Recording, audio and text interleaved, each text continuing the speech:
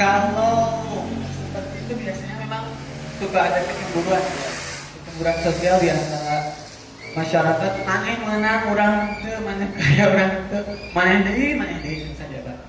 Nah, kalau terjadi hal seperti ini Pak Kades, jika saya nih, seumpama saya merasa saya kaya untuk mendapatkan bantuan, tetapi saya tidak dapat. Nah, kira-kira yang harus ditempuh oleh warga tersebut itu seperti apa Pak Kades? Mungkin bisa di. Baik hadirin sekalian, hadirin ya. Apa pemirsa? Baik pemirsa sekalian, itu pertanyaan yang sangat menarik. Saya juga pernah membaca di media sosial, di akun Pemdes, banyak sekali pertanyaan seperti itu. Nah, mudah-mudahan ini nanti membantu menjawab begitu keraguan atau pertanyaan dari para netizen, warga-warga kami khususnya dari warga desa Tegalega. Jadi saya merasa layak untuk dibantu, tetapi temunang keneh wae begitu. Kumaha cara-caranya supaya menang bantuan begitu. Baik, begini, kan tadi sudah disebutkan persyaratan atau kriteria dalam hal ini. Oke, kriteria itu cukup terlalu panjang lebar. Sekarang katakan, kalaupun ada warga desa Tegalega yang merasa terdampak, yang tadinya usahanya mulus rahayu, berkah selamat, lancar begitu, penghasilannya cukup begitu. Akibat pandemi Covid ini kita tidak melihat miskin, kaya, jompo, yatim dan lain sebagainya, semuanya lagi. Bagaimana caranya supaya mendapat bantuan? Pertama, asal belum mendapat bantuan yang lain, tinggal perbanyak atau datangi Pak RT. Dikhawatirkan Pak RT ini juga bukan malaikat kan begitu. Mungkin saja beliau ada lupa dan lain sebagainya kalau belum ada tercatat di Pak RT.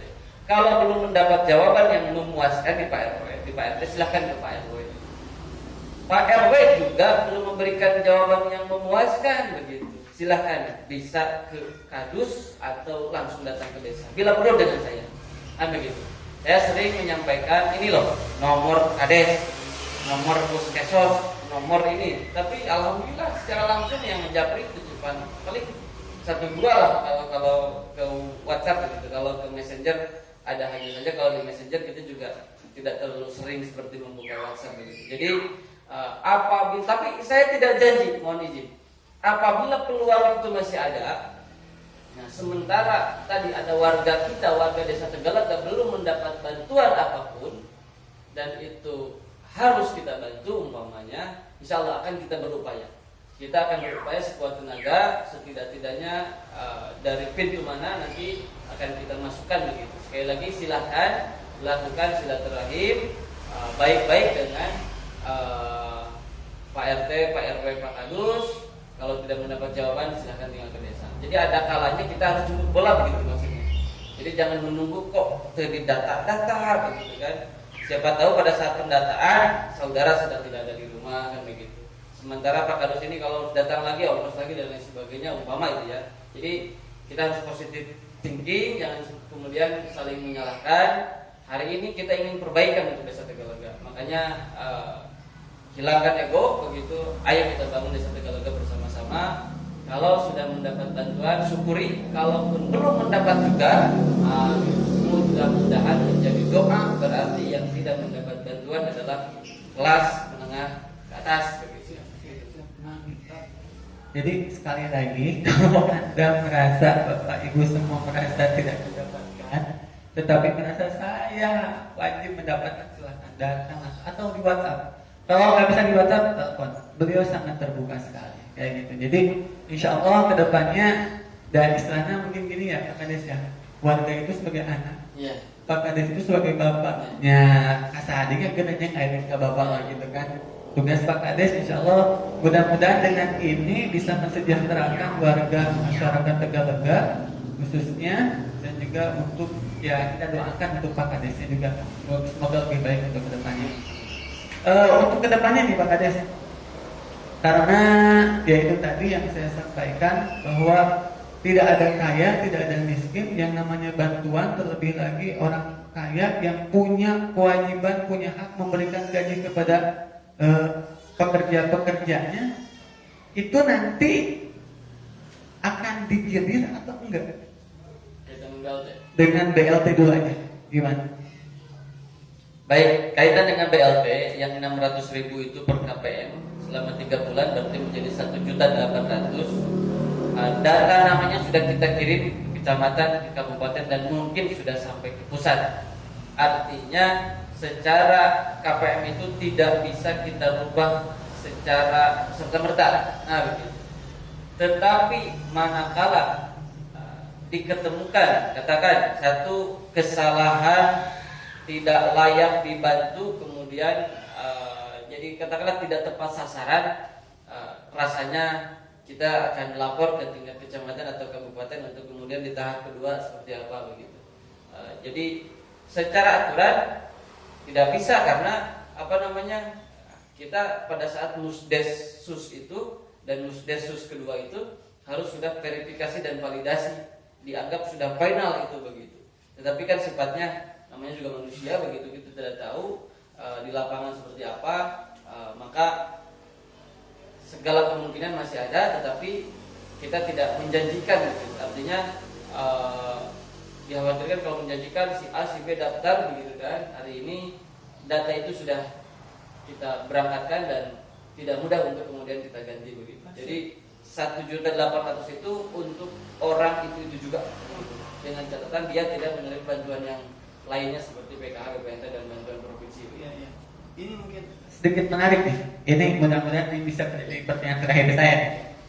Ada Pak Kades, ini real terjadi di desa Tegalega, warga Tegalega ya, yang dia kebetulan kemarin saya nge-share dari berita informasi dari Facebooknya Kades Tegalega. Dia itu di kolom komentar bilang seperti ini, saya itu mendapatkan, tetapi yang saya dapatkan 250.000, kayak gitu. Nah, ini kok bisa seperti ini? Kalau pernyataan Pak Kades bakal harus 600.000, tetapi di lapangan ternyata ada yang seperti itu. Gimana nih Pak Kades? Terima kasih nih. Sebetulnya saya juga pernah mendapati laporan itu. Hari ini juga sedang kita identifikasi kebenarannya seperti apa. Kalaupun iya, jadi seperti ini. Secara aturan, baik dari pusat, provinsi, kabupaten, dan dari desa sekalipun, bahwa 600.000 itu harus secara utuh 100% diterima oleh KPM itu sendiri. Begitu. Nah, kami di lapangan itu tidak menyuruh dan ataupun tidak melarang kaitan dengan manakala gitu kan, situasional di lapangan. Artinya berdasarkan hasil evaluasi tadi pagi, setiap koordinator dusun atau tim pelaksana kegiatan 100% ini Pak dokumentasinya, ini bukti atau tanda terimanya sudah kita salurkan ke 161 KPM se-Desa Tegalega dan itu sudah dinyatakan komplit kaitan dengan data. Artinya secara kewajiban kita sudah tunaikan. Nah gitu. Sementara Pak di lapangan ini diambil sekian, begitu. Jadi begini, mungkin ini lagi kita cross check, mungkin karena pada saat pembagian bantuan provinsi diketemukan ada 4-5 ke-RT-an itu bahasa kita direcah begitu, direcak begitu.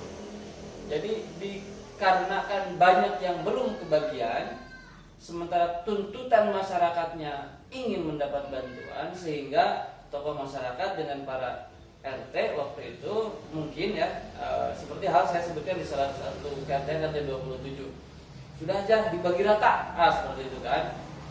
Nah jadi sementara instruksi kita kan baik BPNT, PKH itu sampaikan secara utuh, bantuan provinsi disampaikan secara utuh, BLT desa disampaikan secara utuh, nanti kelihatan mana yang belum mendapat sama sekali kan harusnya seperti itu. Tetapi ya itu tadilah di lapangan mungkin ada kekhawatiran daripada Pak RT atau para tokoh masyarakat, ya piriguhnya katakan kajenting 10.000 ewang, 50.000 ewang dibagikan, saya tidak menyuruh itu, begitu kan. Tetapi kalau dalam rangka diambil keputusan untuk kebaikan, saya kira pertama yang menerima manfaat diikhlaskan karena kita berbagi. Artinya begini, hanya saja dipastikan itu dibikirkan melahirkan untuk kebagian kan begitu. Jangan sampai diambil tetapi tidak dibagikan. Alasannya dibagikan kasih A, kasih B, kasih C begitu karena kebagian. Ternyata tidak. Nah itu mungkin sudah menjadi kesalahan. Silakan itu laporkan kalau ada yang seperti itu. Nah jadi pada dasarnya sekali lagi saya tegaskan, saya jelaskan tidak boleh ada pemangkasan kalau dari petugas desa atau kemudian sampai ke RT. Berbeda cerita kalau begini. Ini satu RT itu kan hanya 4 penerima manfaat.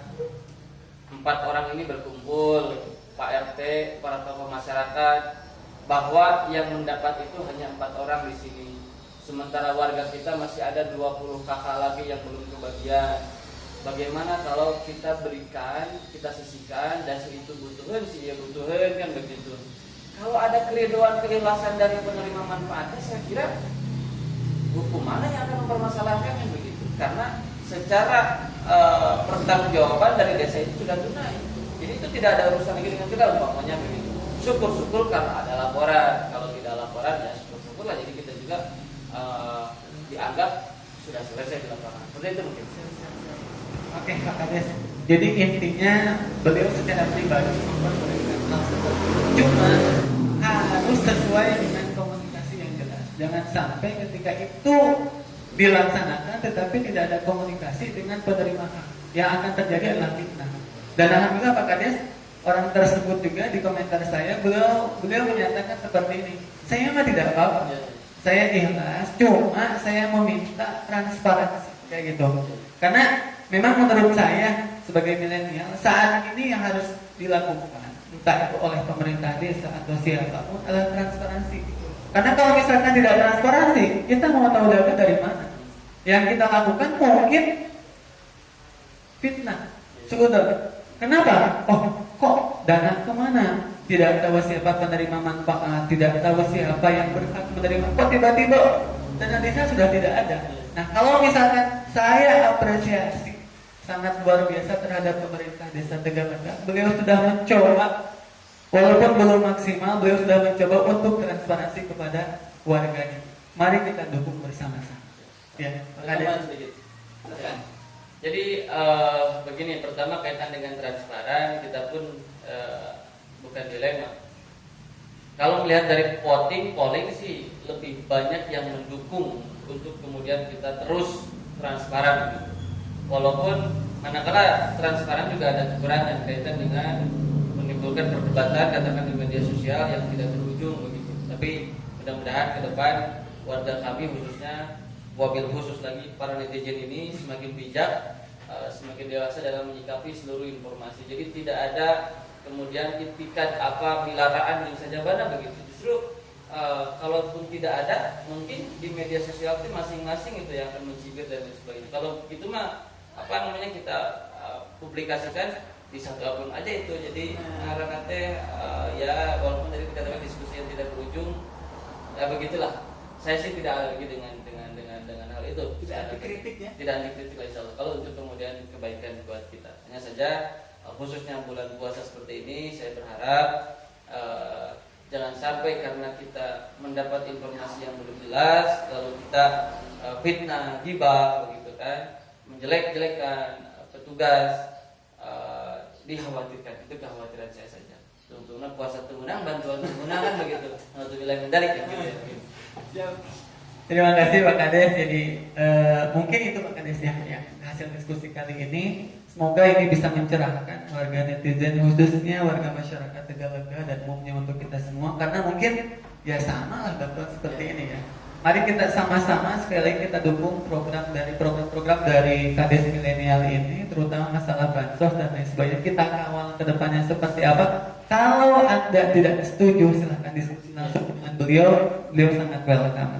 Terima kasih pada Pak Kades, terima kasih pada pemirsa semua. Jangan lupa subscribe Setiawan Channel, komen, like, dan share. Ya, ini akun YouTube milik Peran Kampung Anak Desa, tetapi kita ingin mendunia. Terima kasih. Saya Agus Setiawan. Assalamualaikum warahmatullahi wabarakatuh.